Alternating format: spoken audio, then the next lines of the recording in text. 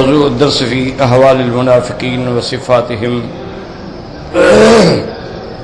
سورة القتال تفسیر ابن کثیر. الحمد لله رب العالمين والصلاة والسلام على أشرف الأنبياء وسيد المرسلين سيدنا محمد وعلى آله وأصحابه أجمعين.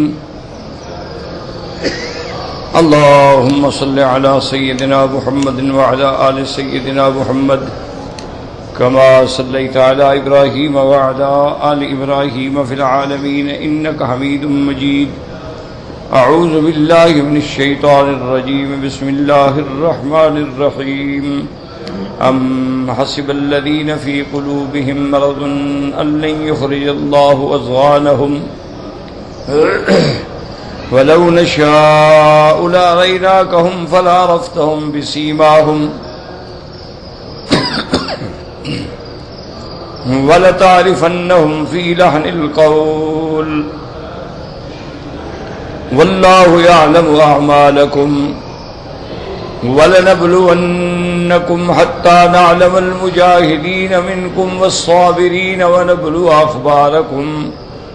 قال المؤلف والمفسر رحمه الله تعالى أدام النفع بعلومه وعلومكم في الدارين آمين. إلى أن قال يقول تعالى أم حسب الذين في قلوبهم مرض أن لن يخرج الله أضغانهم أي أيعتقد المنافقون أن الله لا يكشف أمرهم لعباده المؤمنين بل سيوزح أمرهم ويجليه حتى يفهمهم ذو البصائر. اب مفسر رحمۃ اللہ علیہ فرماتے ہیں ام حسب الذین، کیا منافق یہ خیال کرتے ہیں، یہ اعتقاد کرتے ہیں کہ اللہ ان کے اس راز کو نہیں کھولیں گے.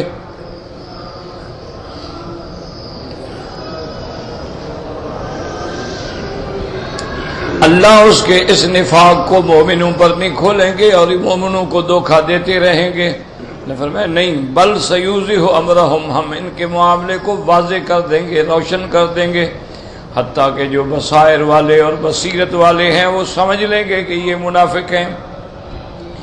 وقد انزل اللہ تعالی فی ذلک سورۃ براءۃ فبین فیہا فضائحهم وما يعتمدونه من الافعال الدالۃ علی نفاقهم ولہذا كانت تسمى الفاضحہ.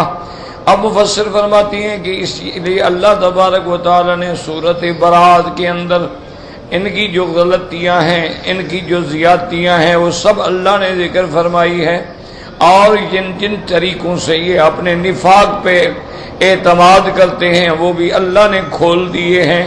تو منافقین کا جو اندر کی بیماریاں تھیں، جو روگ تھے، وہ سمجھتے تھے کہ ہمارا کسی کو پتہ نہیں چلے گا، اللہ نے کھول کے واضح کر دیا.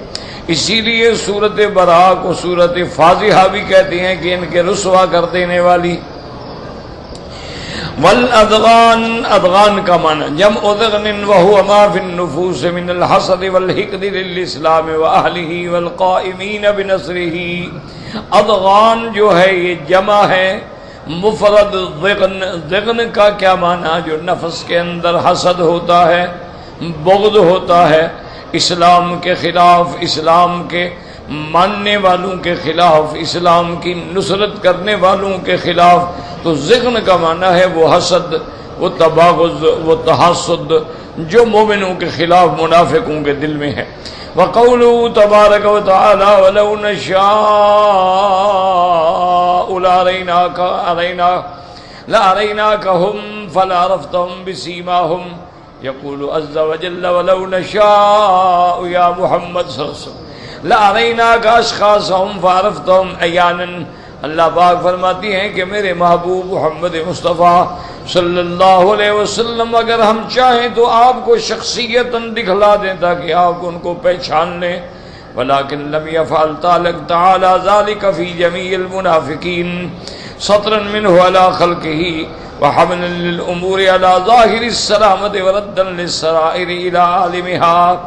لیکن اللہ کی حکمت تھی کہ اللہ نے تمام منافقین کا پردہ نہیں کھولا بلکہ ان پہ بھی پردہ ڈالا تاکہ اللہ تبارک و تعالیٰ کو جو ستر ہے اپنے بندوں کے گناہوں کے باوجود بھی پردہ ڈال دیتے ہیں۔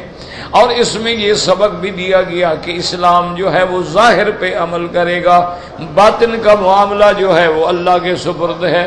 اب ظاہری طور پر ایک آدمی کلمہ پڑھتا ہے، نماز پڑھتا ہے، ہم کہیں گے مسلمان ہے، اب اس کے اندر کیا ہے وہ تو اللہ جانتا ہے، دلوں کے بھید تو اللہ جانتا ہے۔ اب ایک آدمی مسجد سے آ رہا ہے تو حضور نے فرمایا کہ فَاشْهَدُوا لَهُ بِالْإِيمَانِ، تم گواہی دو کہ الحمدللہ یہ مومن ہے۔ مسجدیں جو ہیں وہ اللہ کے ذکر کے لیے ہوتی ہیں اور وہاں اللہ والے آتے ہیں۔ اور اسی طرح اگر کوئی بندہ میکدے سے، شراب خانے سے نکل رہا ہے تو ظاہراً ہم یہی کہیں گے کہ یہ بھی ان میں سے ہے، حالانکہ اس نے نہ بھی پیا ہو، کسی اور وجہ سے کیا۔ تو اس لیے اللہ پاک نے سارے منافقوں کا پردہ نہیں کھولا، وَحَمْلًا لِلْأُمُورِ عَلَى ظَاهِرِ السَّلَامَةِ، تاکہ امور جو ہیں وہ ظاہری سلامتی پہ رکھے جائیں، وَرَدًّا لِلسَّرَائِرِ إِلَى عَالِمِهَا، اور جو اندر کے راز ہیں وہ جاننے والے پہ چھوڑ دیے جائیں۔ فرماتے ہیں وَلَتَعْرِفَنَّهُمْ فِي لَحْنِ الْقَوْلِ أي فيما يبدو من كلامهم الدال لا مقاصدهم يفهم المتكلم من أي الحزبين هو بمعنى كلامه وفهواه وهو المراد من لحن القول۔ اللہ فرماتے ہیں فیما یبدو من کلامہم، آپ ان کو ان کے کلام سے، ان کی گفتگو سے، انداز گفتگو سے بھی پہچان سکتے ہیں۔ یعنی مومن جو ہے وہ جانتا ہے کہ کس انداز میں یہ بات کی جا رہی ہے۔ ویسے بھی حقیقت ہے سچ بولنے والا جو ہے سچ بولا جاتا ہے اور جھوٹ جو ہے وہ بنایا جاتا ہے، تو دونوں میں بڑا فرق ہے۔ ایک سچ بات کہنے والا ہے، چاہے وہ ٹوٹی پھوٹی زبان ہو، سچ سچ ہوتا ہے، اور جھوٹ کو کتنا مزین کرو، کتنا پردے پہناؤ، لیکن جھوٹ جو ہے وہ جھوٹ ہوتا ہے۔ اسی لیے فرماتے ہیں وَهُوَ الْمُرَادُ مِنْ لَحْنِ الْقَوْلِ كَمَا قَالَ أَمِيرُ الْمُؤْمِنِينَ عثمان بن عفان رضی اللہ تعالیٰ عنہ مَا أَسَرَّ أَحَدٌ سَرِيرَةً إِلَّا أَبْدَاهَا اللَّهُ عَلَى صَفَاتِ وَجْهِهِ وَفَلْتَاتِ لِسَانِهِ۔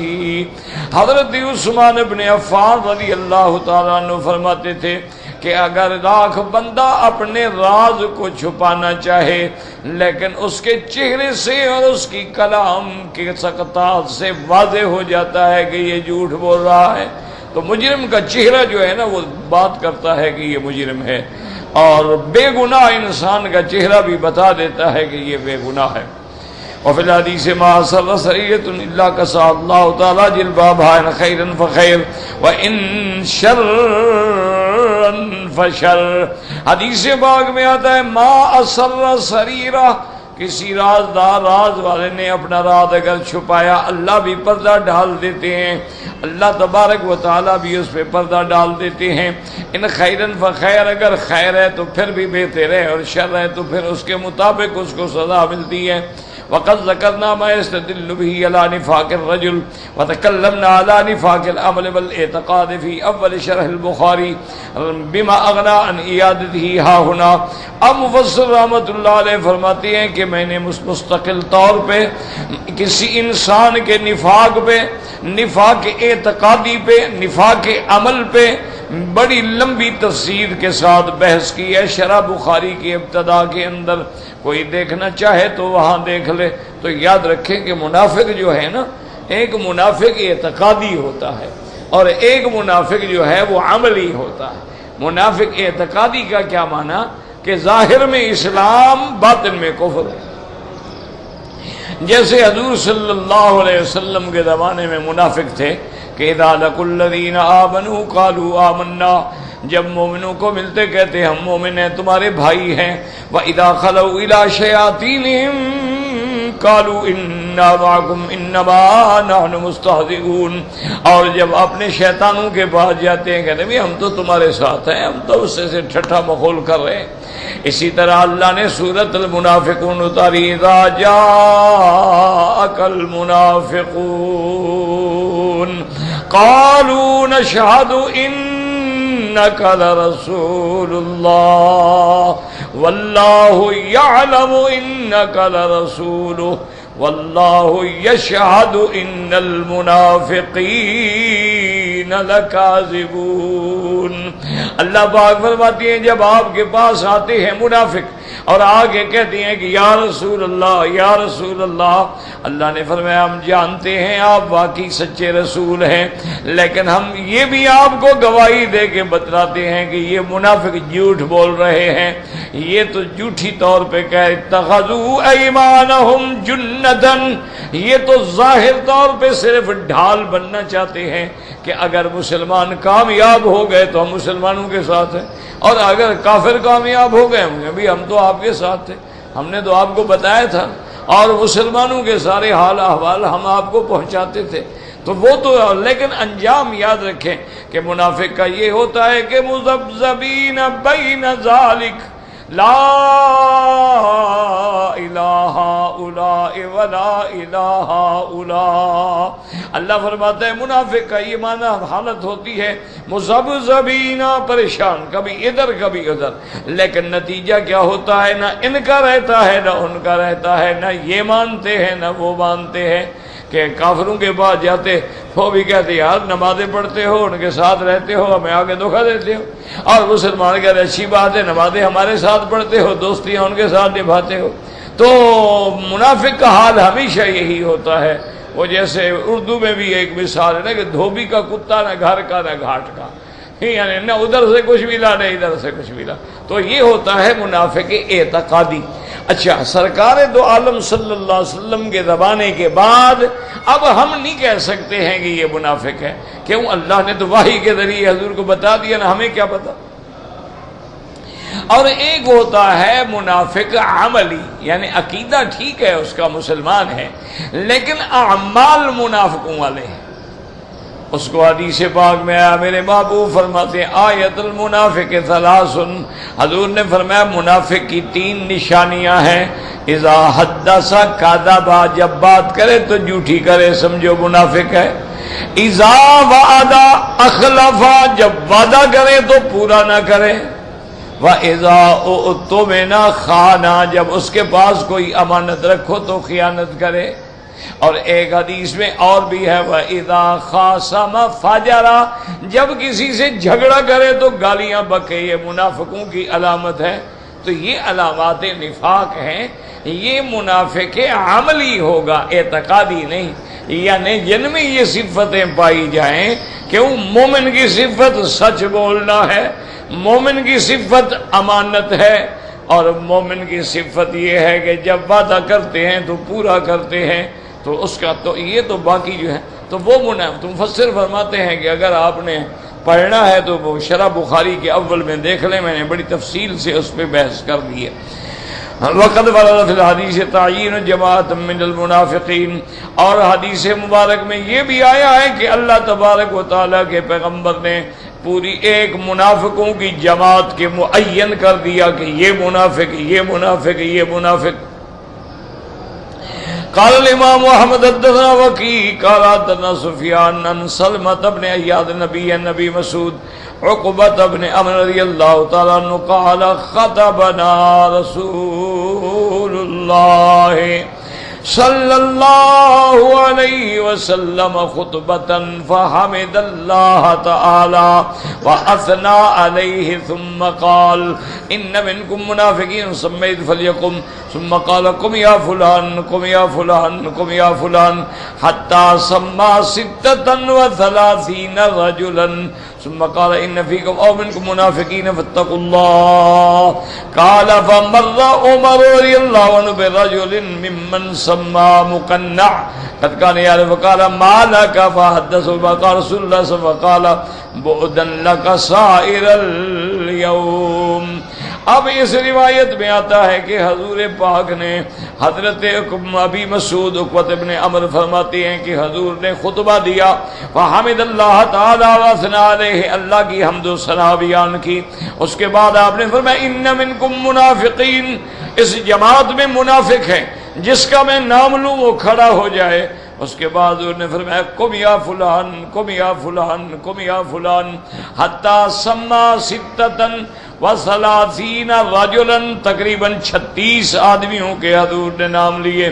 ثم قال ان فیکم او منکم منافقین فاتقوا اللہ. اس کے بعد آپ نے فرمایا تمہارے اندر یا تم میں سے کچھ اور بھی منافق ہیں، اللہ سے ڈرو، اخلاص اختیار کرو، توبہ کرو، سچے مومن بن جاؤ. قال عمر رضی اللہ تعالیٰ عنہ برجل ممن سما مکنع قد کان یعرفہ.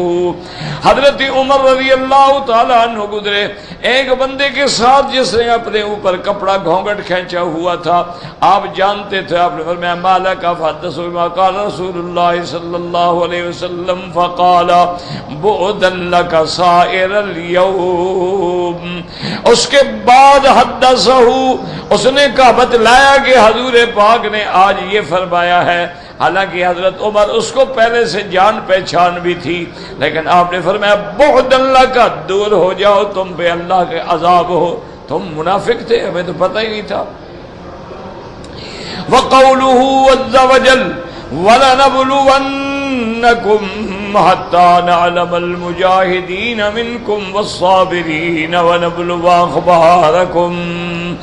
وَلَنَبْلُوَنَّكُمْ أَيْ لَنَخْتَبِرَنَّكُمْ بِالْأَوَامِرِ وَالنَّوَاهِ. ہم تمہارا امتحان لیں گے، ہم حکم دیں گے یہ کرو، ہم حکم دیں گے، منع کریں گے یہ نہ کرو. تمہارا امتحان ہوگا کہ کیا تم میرے حکم پہ چلتے ہو کہ نہیں چلتے ہو، جن چیزوں سے میں نے روکا ہے رکتے ہو کہ نہیں رکتے ہو. اس کے بعد تاکہ حتی نعلم المجاہدین منکم والصابرین، تاکہ علم ظہور ہو جائے، سب پہ واضح ہو جائے کہ تم میں مجاہد کون ہیں اور صبر کرنے والے کون ہیں. وَنَبْلُوَ أَخْبَارَكُمْ، اور تمہارے حالات کا پورا پورا پتہ لگ جائے. وَلَيْسَ فِي تَقَدُّمِ عِلْمِ اللَّهِ تَعَالَى بِمَا هُوَ قَائِلٌ أَنَّهُ سَيَكُونُ شَكٌّ وَلَا رَيْبٌ فَالْمُرَادُ حَتَّى نَعْلَمَ وُقُوعَهُ. فَلِهَذَا يَقُولُ ابن عباس رضی اللہ عنہما فِي مِثْلِ هَذَا إِلَّا لِنَعْلَمَ أَيْ لَنَرَى. اب مفسر رحمۃ اللہ علیہ فرماتے ہیں اللہ کا علم قدیم بھی ہے، علم محیط بھی ہے، آپ کو ہر چیز کا علم ہے، آپ کے علم میں کوئی شک و شبہ نہیں. اختبار کا کیا معنی؟ تاکہ ظاہر ہو جائے، سب پر واضح ہو جائے. اس لیے اس کو کہتے ہیں کہ جو چیزیں چھپی ہیں امتحان لے کے اللہ اس کو ظاہر کر دینا چاہتے ہیں. اس لیے حضرت ابن عباس رضی اللہ تعالیٰ عنہ فرماتے تھے آپ نے فرماتی تھی حتی نعلم مانا الا لنعلم این را، تاکہ ہم کھول کے ظاہر کر کے دیکھ دیں، ورنہ اللہ کے علم میں ہر چیز ہے. اس کے بعد فرماتے ان الذین کفروا وصدوا عن سبیل اللہ وشاقوا الرسول من بعد ما تبین لهم الهدى لن يضروا الله شيئا وسيحبط اعمالهم. یا ایھا الذین آمنوا اطیعوا اللہ واطیعوا الرسول ولا تبطلوا اعمالکم. ان الذین کفروا وصدوا عن سبیل اللہ ثم ماتوا وهم کفار فلن یغفر اللہ لهم فلا تهنوا وتدعوا الى السلم وانتم الاعلون واللہ معکم ولن یترکم اعمالکم. یخبر تعالی عمن کا وصد عن سبیل اللہ وخالف الرسول شاق وارتد عن الایمان من بعد ما جاء. اب ان آیات میں اللہ خبر دیتے ہیں ان لوگوں کے بارے میں جنہوں نے کفر کیا، اللہ کے راستے سے دوسروں کو بھی روکا، اللہ کے رسول کی بھی مخالفت کی اور اس کے مقابل پہ آئے. وارتد عن الایمان، ایمان لانے کے بعد پھر الٹے پاؤں لوٹ گئے، ایمان چھوڑ گئے. من بعد ما تبین له الہدا، حالانکہ ان کے پاس ہدایت آ گئی اور سب کچھ جاننے کے باوجود مرتد ہو گئے، کافر ہو گئے. اللہ فرماتے ہیں لن یضر اللہ شیئا، یہ کوئی ذرے کے برابر بھی نقصان نہیں کر سکتے. آج اگر خدا نہ کرے، خدا نہ کرے، خدا نہ کرے ساری مخلوق کافر ہو جائے تو اللہ کا کوئی نقصان نہیں ہے، اور اگر سارے مومن مسلمان بن جائیں تو اللہ کا کوئی فائدہ نہیں ہے، کیونکہ اللہ کی ذات جو ہے وہ غنی ہے، اللہ کی ذات جو ہے وہ السمد علامت ہے۔ اللہ کی ذات جو ہے وہ بے پرواہ ہے، اللہ کی ذات کسی کی محتاج نہیں ہے۔ اگر ایمان لاؤ گے تو تمہارا بھلا ہے، اور کفر کرو گے تو تم پہ قہر ٹوٹے گا۔ اس لیے فرماتے نہیں یضر اللہ شیئا، وہ اللہ کو کوئی نقصان نہیں دے سکتے۔ وَإِنَّمَا يَضُرُّ نَفْسَهُ وَيُخْسِرُهَا يَوْمَ مَعَادِهَا، وہ اپنے نفس کو نقصان دے رہا ہے اور اس کا انجام قیامت والے دن ظاہر ہوگا۔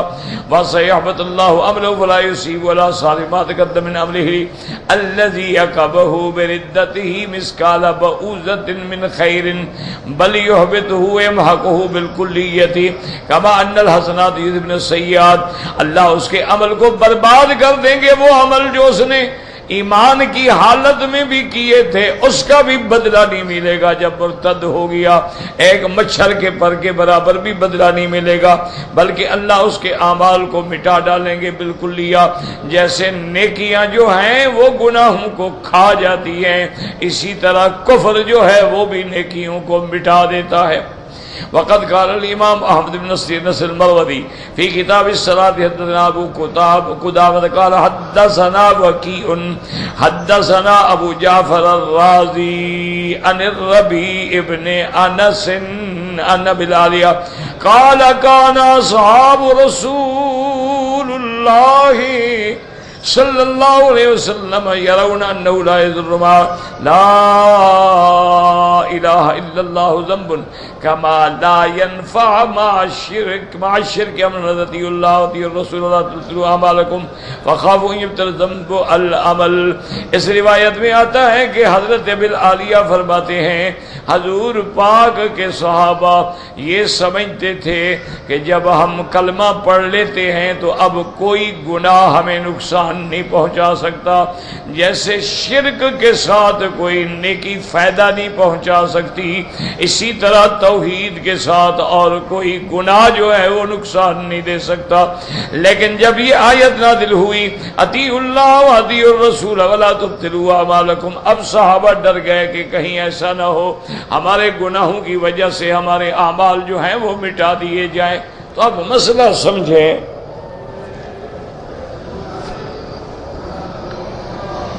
ایک آدمی کافر ہے وہ مسلمان ہو جاتا ہے تو الاسلام یہدم ما کان قبلہ، اسلام اس کے پہلے گناہوں کو مٹا دے، جو اس نے زمانہ کفر میں گناہ کیے تھے سب ختم۔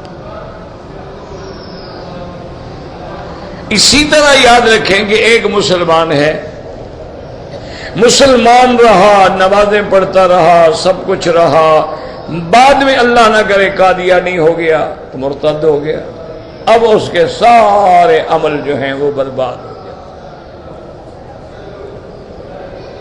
اچھا، اب اسی طرح کچھ جماعتیں ایسی بھی پیدا ہو گئیں، وہ کہتے ہیں کہ دیکھو جی اگر شرک اور کفر کے ساتھ نیکی فائدہ نہیں دے سکتی تو ہم جب کلمہ پڑھتے ہیں تو لہذا اور کوئی گناہ ہمیں نقصان بھی نہیں کر سکتا، ہمارا عقیدہ ٹھیک ہونا چاہیے، پھر چاہے ہم چوری کریں، ڈاکہ ماریں، قتل کریں، شراب پئیں، زنا کریں، کچھ نہیں، یہ گناہ ہمارا کچھ بھی نہیں بگاڑیں گے۔ وہ کہتے ہیں کہ کلمے کے ساتھ کوئی گناہ نقصان پہنچاتا ہی نہیں۔ اچھا، انہی معتزلہ میں ایک جماعت ان کے بالکل الٹ پیدا ہو گئی، وہ کہتے ہیں کہ آدمی مسلمان ہے لیکن زنا کر لیا، شراب پی لیا، وہ کہتے ہیں اب یہ فاسق ہو گیا، اب یہ جنت میں نہیں جائے گا، اس لیے کہ جنت اللہ نے بنائی ہے متقین کے لیے، زاہد پرہیزگاروں کے لیے، یہ تو فاسق ہے۔ یعنی ایک کہتے ہیں گناہ کوئی نقصان ہی نہیں کرتا، دوسروں کا عقیدہ یہ ہے کہ اگر گناہ ہو گیا تو جان چھوٹی، یہ جنت سے بھی گیا۔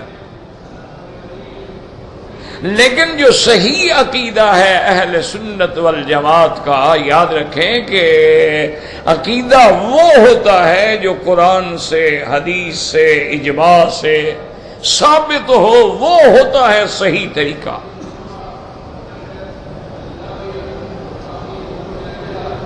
ان کا اعتقاد یہ ہے کہ اگر کافر ہے، کلمہ پڑھا، پہلے گناہ معاف ہو جائیں گے لیکن حقوق العباد معاف نہیں ہوں، وہ بندوں کا حق، اللہ اپنا حق معاف کر دیں گے، بندوں کا حق ادا کرو۔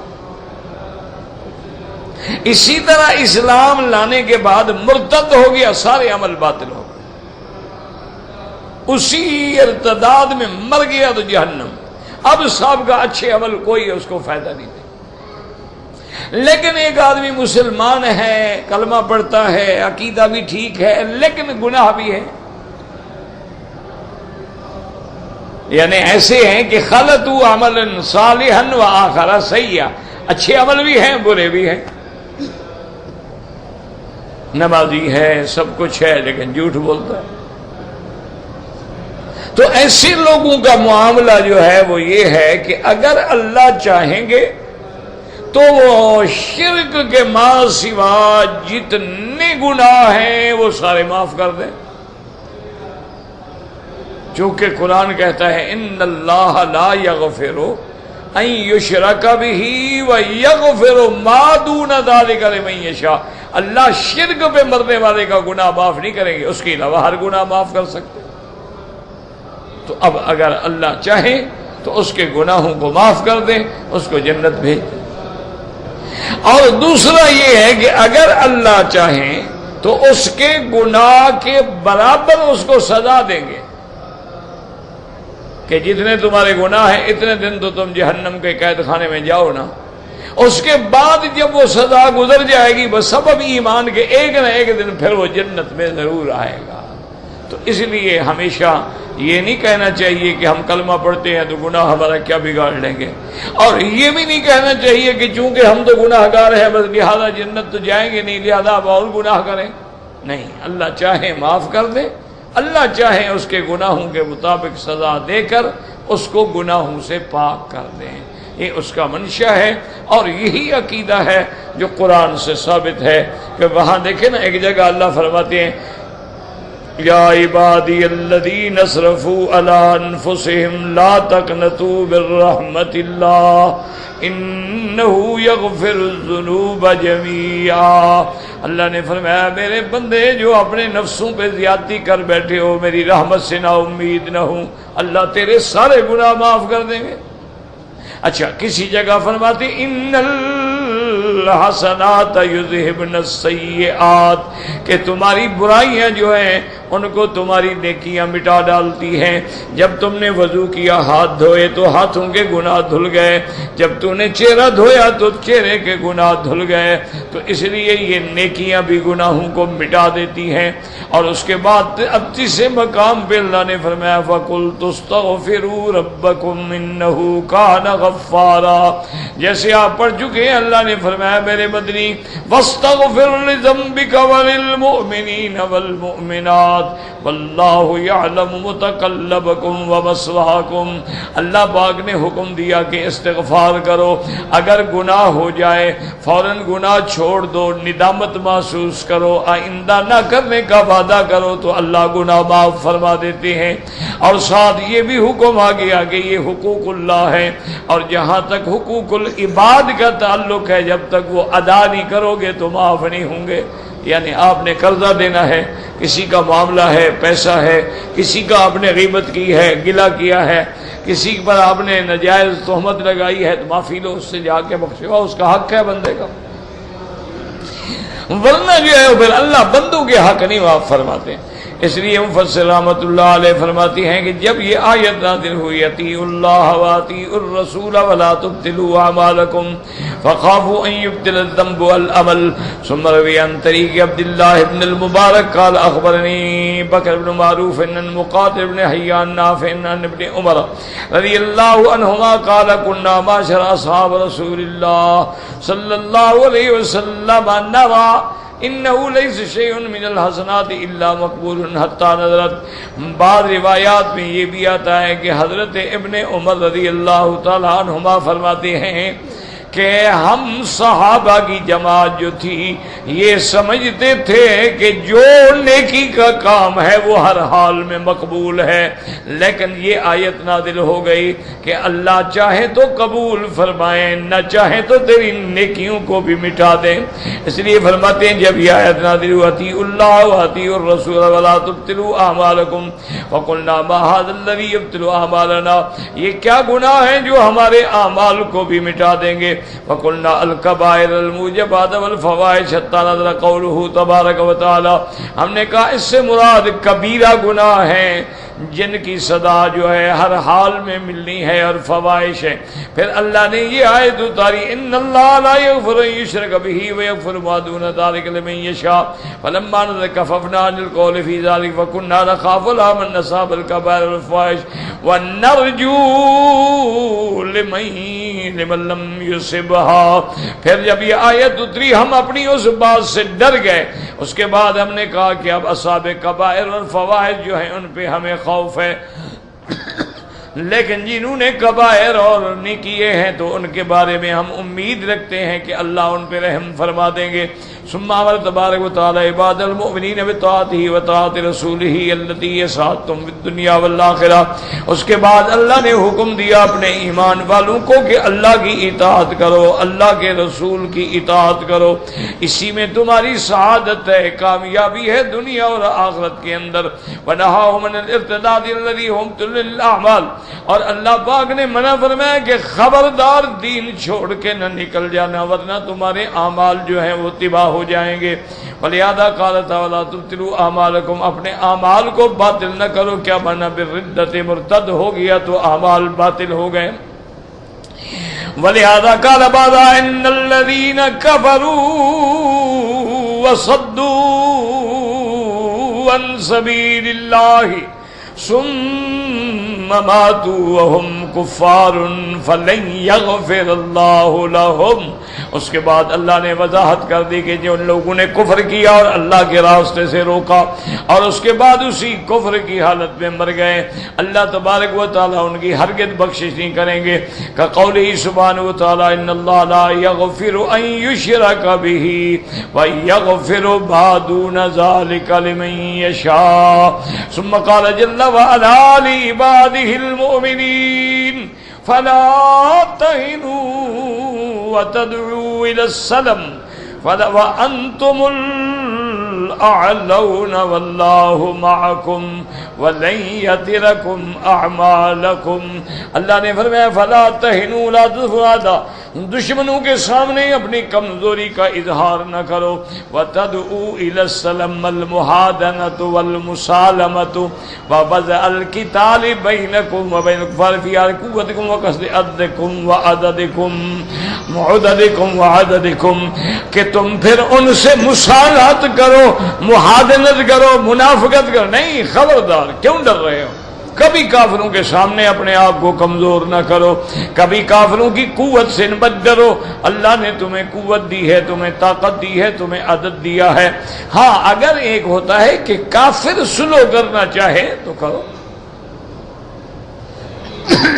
وَإِن جَنَحُوا لِلسَّلْمِ فَاجْنَحْ لَهَا، اللہ نے فرمایا میرا مدنی اگر کافر خود جھک جائیں کہ جی ہم سلو کرنا چاہتے ہیں تو کر لیں، تم اپنی طرف سے بلا وجہ کمزوری مت دکھاؤ، تم اپنے حق پر ثابت قدم رہو، دنیا کی کوئی طاقت جو ہے انشاءاللہ وہ اسلام کو نہیں مٹا سکتی۔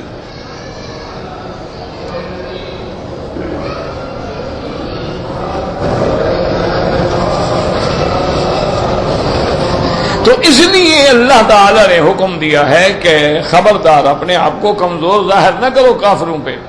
اور اس کے بعد فرماتے ہیں فَلَا تَهِنُوا وَتَدْعُوا إِلَى السَّلَمِ وَأَنْتُمُ الْأَعْلَوْنَ، اے فِي عَدُوِّكُمْ عَلَىٰ عَدُوِّكُمْ، جبکہ تم غالب ہو اپنے دشمنوں پر۔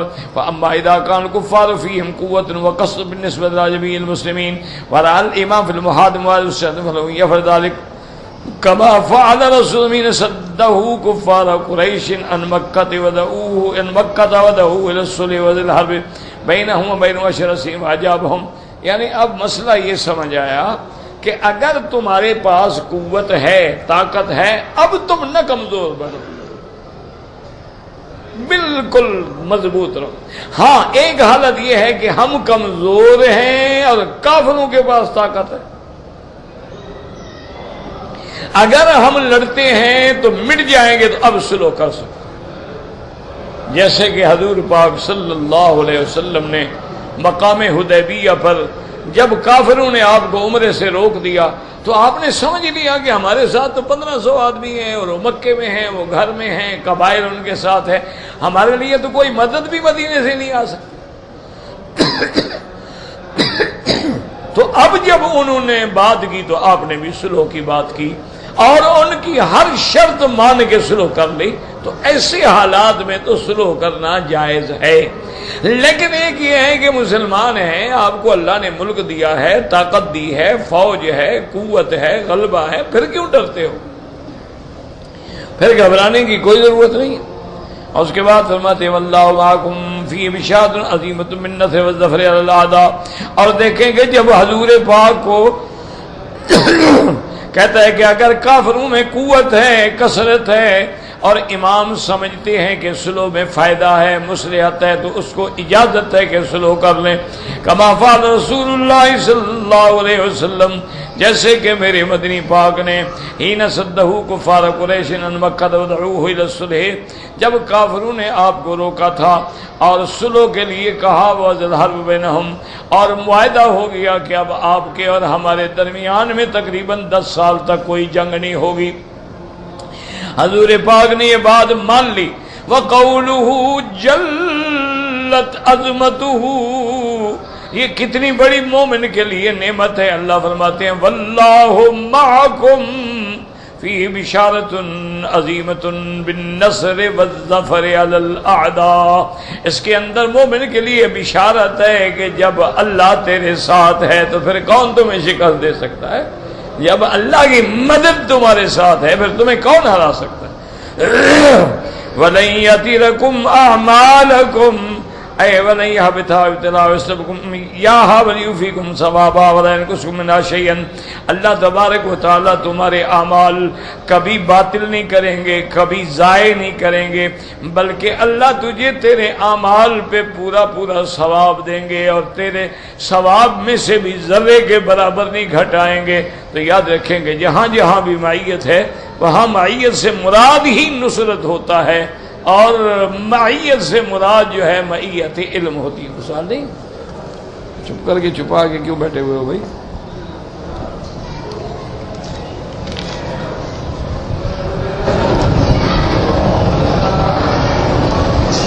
کہتے جی کہ میں جہاد کرنا چاہتا ہوں، اپنے نفس سے جہاد کرو۔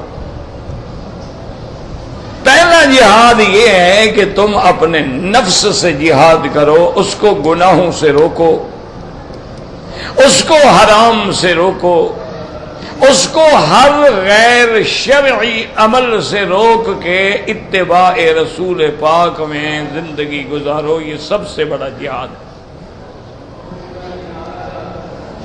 باقی جو جہاد ہے نا میرا بھائی، کافروں کے ساتھ جہاد کرنا، تو اس کا یہ طریقہ نہیں ہوتا کہ ایک آدمی اٹھ کے بھاگ جائے میں جہاد کر رہا ہوں۔ کیسے جہاد کرو گے بھائی؟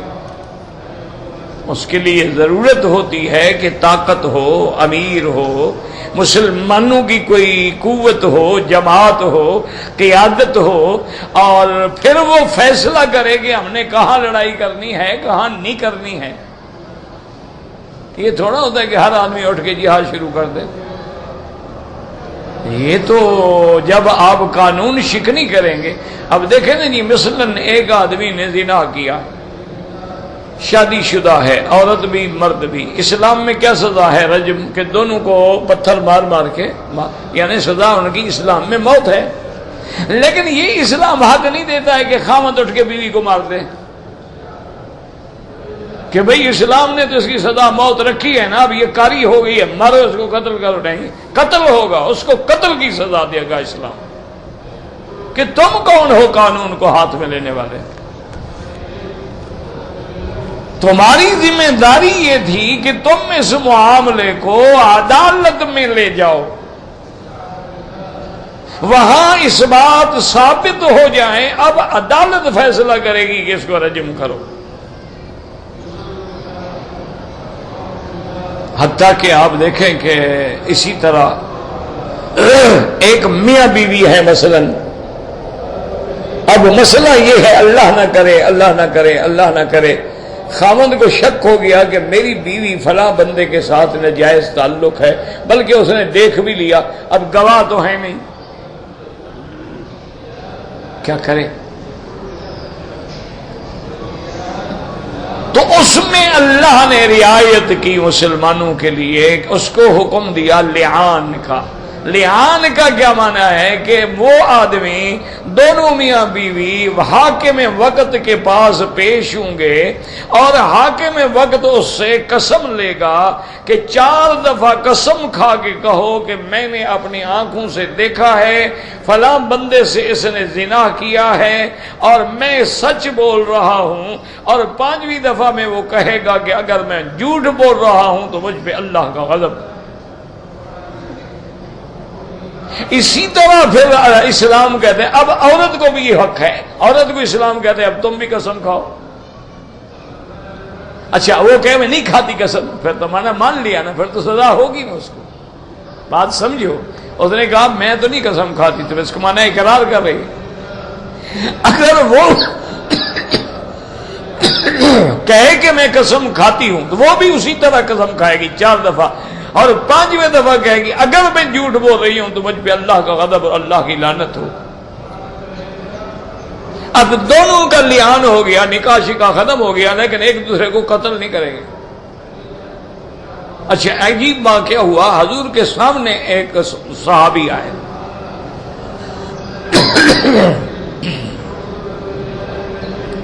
انہوں نے آ کر اپنی بیوی پہ الزام لگایا. حضور صلی اللہ علیہ وسلم نے دونوں کو طلب فرمایا، لعان کا حکم دیا. صحابی نے قسمیں کھا لی 5 دفعہ. اب عورت کو کہا کہ تم قسم کھاؤ، تو عورت نے بھی قسم کھانی شروع کی. جب 4 قسمیں کھا لی تو حضور نے فرمایا عورت سے کہ سوچ لو سمجھ لو، اب باقی آخری قسم ہے، اب بھی تم رکنا چاہتی ہو تو رک جاؤ. اچھا وہ بھی ایک دفعہ گھبرائی، کہنے لگی اچھا نہیں لا حفظہ قومی، میں اپنی قوم کو شرمندہ نہیں کرتی. 5ویں قسم کھا گئی، لعان ہو گیا. لیکن حضور نے فرمایا مجھے پتا ہے یہ عورت جھوٹ بول رہی ہے، اس نے جھوٹی قسمیں کھائی ہیں محض اپنے آپ کو بچانے کے لیے اور اپنی برادری کو تہمت لگنے سے بچانے کے لیے اس نے جھوٹی قسم کھائی. لیکن اب اللہ کا حکم ہے، میں کیا کر سکتا. اچھا خدا کی شان ہے، حضور نے فرمایا اچھا اس کو حمل بھی ہے، جب بچہ پیدا ہو تو دیکھنا. حضور پاک نے فرمایا کہ یہ عورت جو ہے یہ حاملہ بالزنا ہے، اس نے جھوٹی قسم کھائی ہے، جب بچہ پیدا ہو تو دیکھنا وہ فلاں آدمی کی شکل ہوگا جس سے اس نے زنا کیا ہے. اب جب بچہ پیدا ہوا تو بالکل اسی کی کاپی تھا وہ جس کے ساتھ اس نے زنا کیا تھا. تو انہوں نے کہا یا رسول اللہ آپ نے بالکل سچ فرمایا تھا. آپ نے فرمایا واللہ اگر اللہ کا حکم نہ ہوتا نا ان معک لشان، میں تمہیں ایسی سزا دیتا کہ نمونہ عبرت بنا دیتا، لیکن اللہ نے کہا ہے قسم لے لو، بس قسم لے لی، ہم نے کیا کرا. تو اس لیے ہمیشہ یاد رکھو کہ ہر آدمی اگر اپنے فیصلے خود کرنے شروع کر دے تو وہ عالم میں فساد تو ہو سکتا ہے، جہاد نہیں ہو سکتا. جہاد جماعت کے ساتھ ہوتا ہے، پھر اللہ کی نصرت آتی ہے، اللہ کی مدد آتی ہے، اور اس میں بندہ مر گیا تو کامیاب، زندہ رہا تو کامیاب. اس میں مسلمان تو کسی حال میں ہارتا ہے ہی نہیں. باقی یاد رکھیں کہ یہ بھی کوئی جہاد نہیں ہوتا کہ تمہارا اختلاف ہو گیا ہے تو اس کا بدلہ لینے کے لیے بے گناہ مسلمانوں کو مار دو. یہ کوئی جہاد نہیں ہوتا میرا بھائی. اللہ ہدایت دے، اللہ سمجھ دے. حالانکہ وہ لوگ جو کفر سے لڑ رہے ہیں ان کے لیے تو رات دن ہم دعائیں مانگتے ہیں. لیکن تم اپنی شان کو، اپنی عزت کو، اپنی عظمت کو، اپنے اس عقیدے کو، اپنے اس عمل کو اس طرح تو برباد نہ کرو نا۔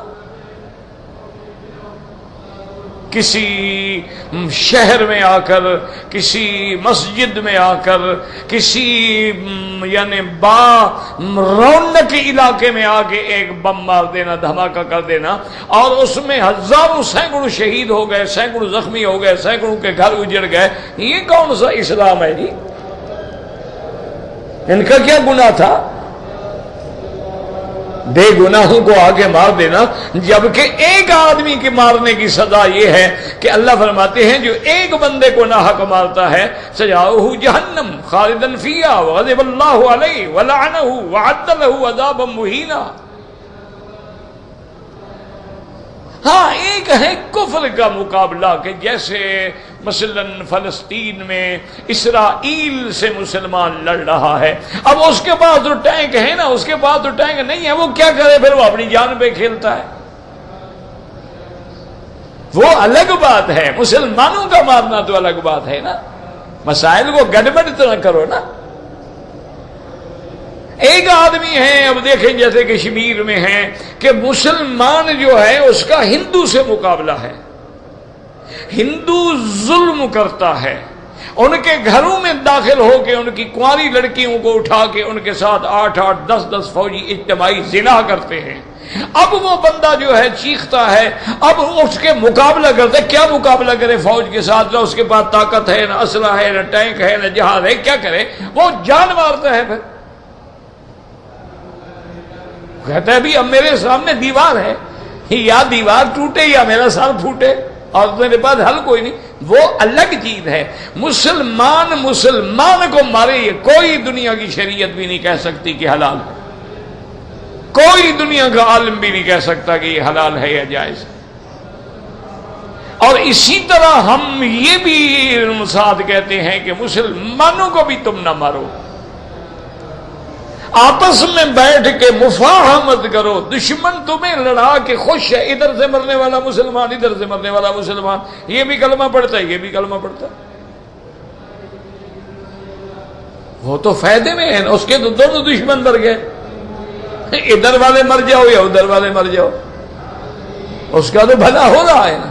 وہ تو کہتے ہیں شابش شابش شابش، جس کے پاس گولیاں کم ہوتی ہیں گولیاں بھی شام کو بھجوا دیتے ہیں، پیسے کم ہوتے ہیں تو پیسے بھی شام کو پہنچ جاتے ہیں کہ جناب مضبوط ہو جاؤ، لڑو تگڑے، تم نیچا مت دکھاؤ، ورنہ دیکھو نا میرا بھائی 500 کلو بارود کہاں سے آ جاتا ہے؟ ایک جب یعنی خود کش اٹیک کیا جائے اس پہ 30 لاکھ روپے خرچ ہوتے ہیں، کون دیتا ہے؟ ان غریبوں کے پاس تو روٹی بھی نہیں کھانے کی، ان کے پاس 30 لاکھ کہاں سے آ گئے؟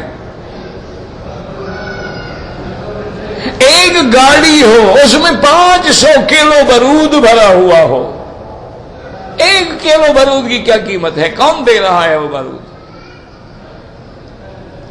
کون دے رہا ہے وہ اسلحہ؟ یاد رکھو کہ کفر کی طاقتیں ہیں، مسلمانوں کو دھوکہ دے کے، دیوانہ بنا کے، جذبات کا شکار کر کے، کہیں مذہب کے نام پر، کہیں شیعہ سنی کے نام پر، کہیں زبان کے نام پر، کہیں قومیت کے نام پر، کہیں پارٹی کے نام پر، کہیں علاقائی حیثیت کے نام پہ لڑا رہے ہیں۔ دونوں طرف دشمن لگا، دونوں طرف دے رہا ہے تاکہ مسلمان ہر حال میں مٹے۔ اس لیے دعا کریں کہ اللہ تعالی مسلمانوں کی حفاظت فرمائے، اور اللہ مسلمانوں کے خون کو رائے گا نہ کرے، اور اللہ اس دشمن کو برباد کرے جو دونوں کو لڑا رہا۔ تو میرا بھائی باقی ایک ہوتا ہے جہاد، اس وقت فرض عین ہو جاتا ہے کہ ہم مسلمان ملک میں ہیں، کافروں نے چڑھائی کر دی تو اب ہر بندہ مقابلہ کرے۔ اچھا کسی جگہ ایک ملک ہے اس سے کافر لڑ رہے تو ساتھ والوں پر یہ فرض ہے کہ ان کی مدد کریں، پھر ان کے ساتھ والوں پر فرض ہے کہ مدد کریں۔ یہ نہیں کہ ہر بندہ اٹھ کے اپنا کام شروع کر دے بغیر احکام کے۔ کوئی کا دیکھیں نا جی، نماز ہے لیکن احکام ہیں کہ وضو کیسے کرنا ہے، پھر آپ نے نماز پڑھنی ہے، رخ کیسے کرنا ہے، ہاتھ کہاں تک اٹھانے ہیں، ہاتھ آپ نے کیسے باندھنے ہیں۔ اب یہ تو نہیں کہ یہاں ہاتھ باندھ کے نماز پڑھنی شروع کر دو، کون نماز تو پڑھ رہا ہوں نا۔ تو نماز کے بھی احکام ہیں، زکوٰۃ کے بھی احکام ہیں، روزے کے بھی احکام ہیں۔ اب ایک آدمی کہے نہیں جناب میں تو دن رات کا روزہ رکھتا ہوں، یہ تو تم کمزور مسلمان ہو نا، 12 گھنٹے کا روزہ، میں تو 24 گھنٹے والا روزہ رکھتا ہوں۔ کہیں گے تم گناہگار ہو، تم اللہ کے رسول کے مخالف ہو۔ تو اس لیے خدا کے لیے سمجھیں اور مسلمانوں کے لیے دعا کریں، اور بلاد اسلامیہ کے لیے دعا کریں، حرمین الشریفین کے لیے ہمیشہ دعا کریں، اور پاکستان کے لیے دعا کریں۔ اب پورے کفر کی نظریں جو ہیں نا وہ ان اسلامی ملکوں پہ ہیں، انہوں نے فوکس کر لیا اور ہم آپس میں لڑ رہے ہیں۔ انا للہ و انا الیہ راجعون۔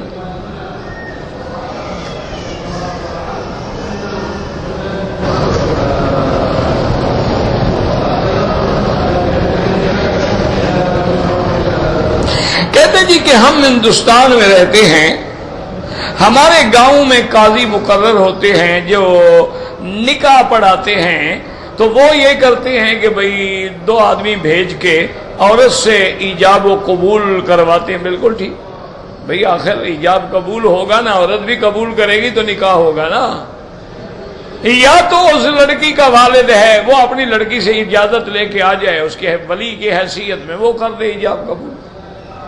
والد فوت ہو گیا ہے، چاچا ہے، چاچا نہیں ہے، بڑا بھائی ہے، کوئی تو ہے نا، وہ اس کا ولی بن کے وکیل بن کے آگے ایجاب قبول کر دے، ورنہ 2 گواہوں کے سامنے اس سے پوچھا جائے گا کہ تم اعتراف، تمہیں فلان ابن فلان اس حق المہر کے عوض میں قبول ہے کہ نہیں ہے۔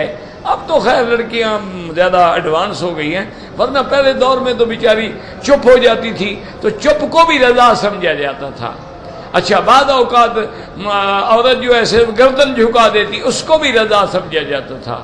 اب تو خیر ماشاءاللہ جی، اب تو والدین گردن جھکا کے بیٹھے ہوتے ہیں، وہ تو اٹھا کے بیٹھی ہوتی ہے، کیونکہ نکاح سے پہلے تو سارے معاملات ان کے طے ہو چکے ہیں نا۔ یہ تو باقی تمہیں ہمیں دکھانے کے لیے وہ نکاح کرتے ہیں، باقی تو ان کا معاملہ جو ہے نا جی وہ پہلے سارا کو ٹھیک ہو چکا ہوتا ہے، منگنی کے بعد سے گویا میاں بیوی ہیں۔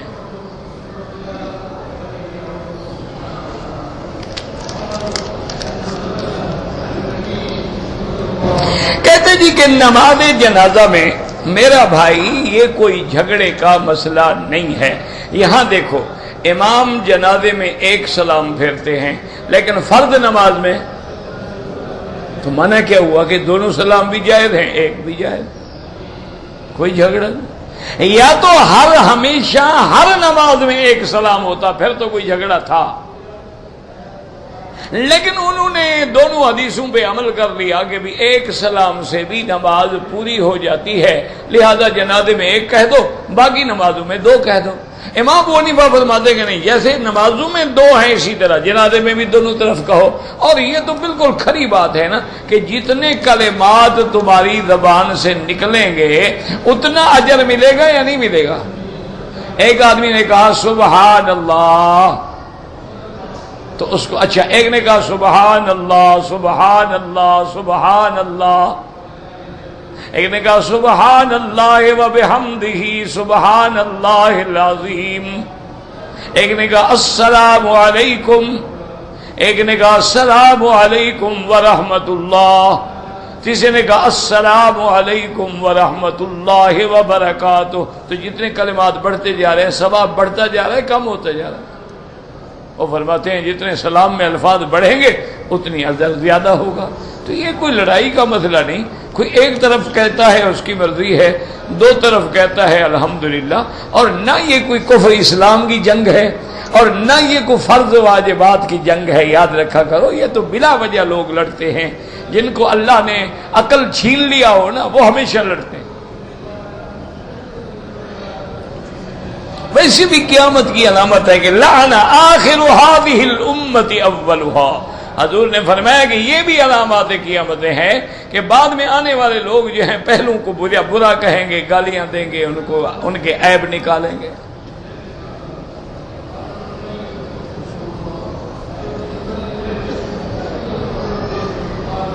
ہمارا ایک ساتھی ہے ریاض سے ٹریلے میں جدہ،